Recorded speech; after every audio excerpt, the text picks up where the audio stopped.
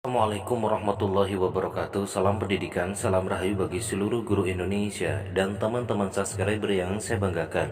Terima kasih Anda masih setia bersama dengan channel Raden Nasila Priadi untuk mengikuti perkembangan informasi terkait dengan P3K ataupun CPNS di tahun 2022 ini. Mudah-mudahan Bapak Ibu dan teman-teman subscriber selalu diberikan kesehatan oleh Allah Subhanahu wa taala, dimudahkan segala urusannya, diberikan rezeki yang melimpah dan diluluskan menjadi P3K ataupun CPNS di tahun 2022 ini. Bagi teman-teman yang baru saja menemukan channel Raden Nasila Priadi, silakan di like, komen, dan dibagikan. Jangan lupa aktifkan notifikasinya agar Bapak Ibu bisa mendapatkan informasi secara cepat, aktual, dan terpercaya. Bapak Ibu dan teman-teman subscriber yang saya banggakan, kali ini admin akan menyampaikan kabar terbaru terkait dengan dua hal. Yang pertama terkait dengan regulasi tahap ketiga, dan yang kedua yaitu optimalisasi. Tidak semua peserta P3K bisa ikut tahap ketiga ataupun dioptimalisasi. Sebagaimana yang telah dijelaskan oleh Kementerian Pendidikan, Mas Nadiem Makarim, terkait dengan regulasi pada tahap ketiga, di mana regulasi di tahap ketiga, Mas Menteri mengatakan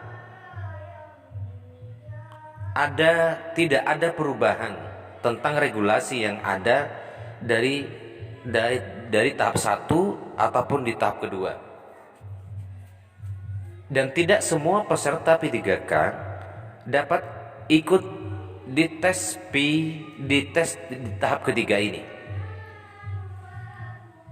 Apa yang menjadi kendala sehingga teman-teman itu tidak bisa ikut tes di tahap ketiga? Salah satunya adalah tidak adanya formasi secara keseluruhan.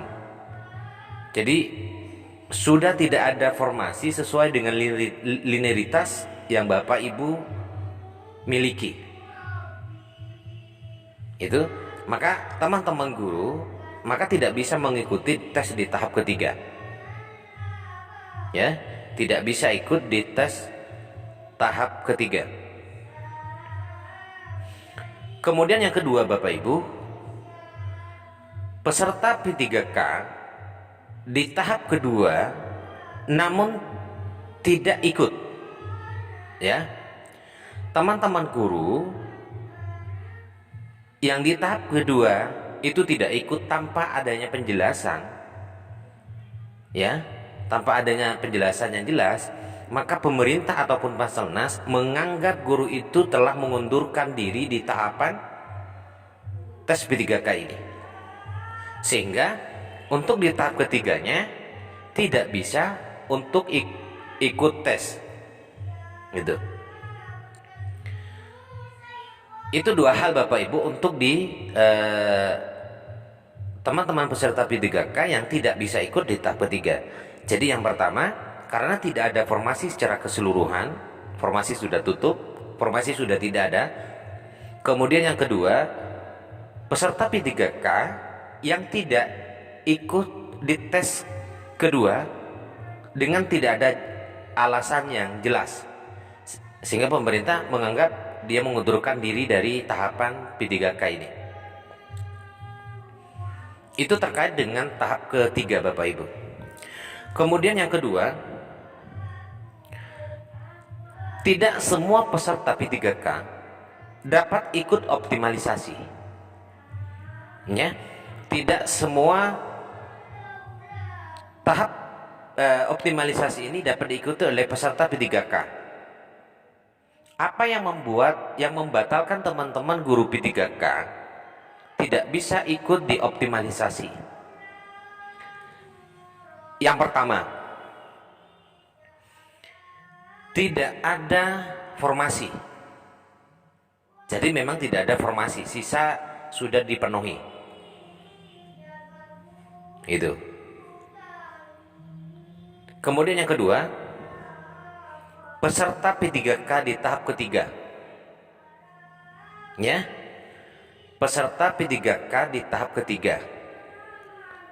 Artinya, bagi teman-teman guru yang di tahap ketiga ini ada formasi namun tidak ikut di tes tahap 3, maka batal, tidak bisa ikut di optimalisasi.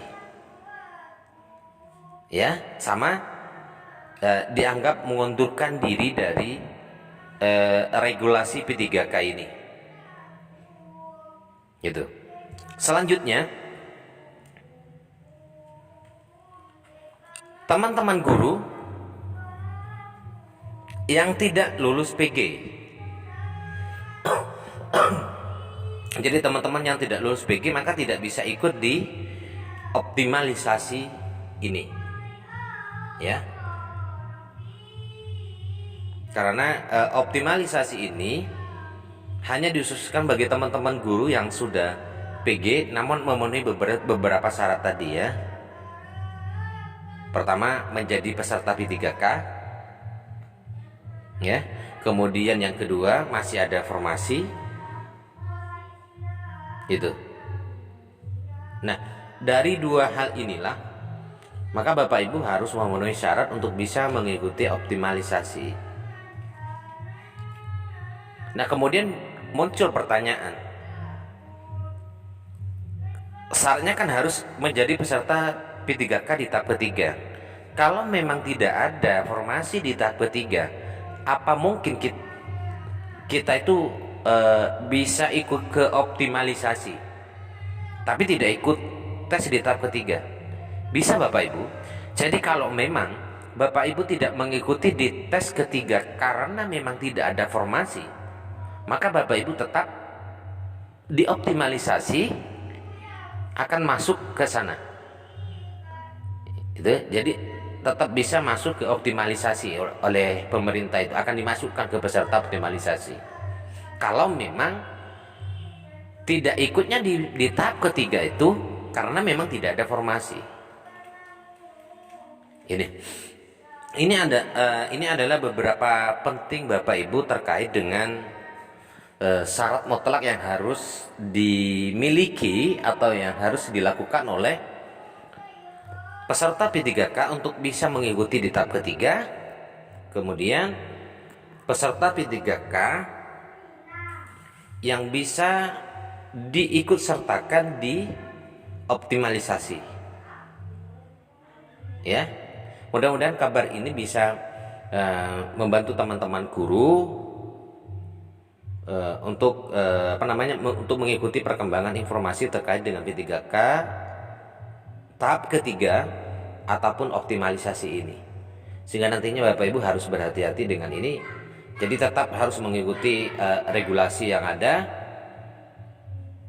tetap harus mengikuti di tahap ketiga kalau memang ada formasi. Begitu Bapak Ibu. Ini adalah informasi yang saya bisa sampaikan hari ini. Terima kasih, salam pendidikan, salam rahayu.